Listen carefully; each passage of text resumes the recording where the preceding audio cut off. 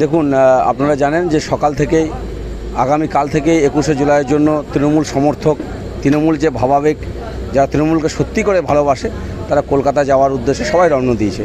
এবার ধরুন রাত্রের বেলায় সারা রাত তারা ট্রেনে জার্নি করবে, সেই জন্য আমরা একটু খাবারের ব্যবস্থা করেছি মাননীয় চন্দ্রনাথ সিনহার অনুপ্রেরণায়। সে খাবার এখানে যারা আসছে বিভিন্ন জায়গা থেকে সেখানে লোকদেরকে খাওয়াচ্ছি এবং খাইয়ে তাদের যাওয়ার জন্য টোটো রেখেছি। টোটো করে আমরা স্টেশনে পৌঁছিয়ে দিচ্ছি।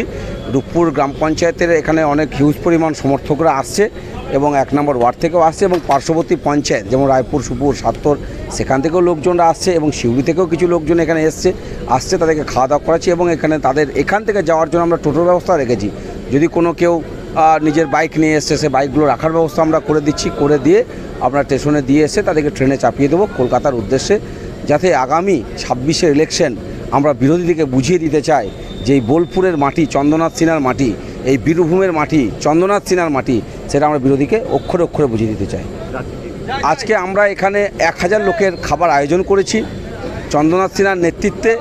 রূপপুর গ্রাম পঞ্চায়েত, রায়পুর, সুপুর এবং সাত্তর থেকে 1000-এর অধিক সকাল থেকে লোক যাচ্ছে। এখানে আমরা 1000 করেছি, সেখানে লোকজন খাওয়া দাওয়া করাচ্ছে এবং নিয়ে যাচ্ছে।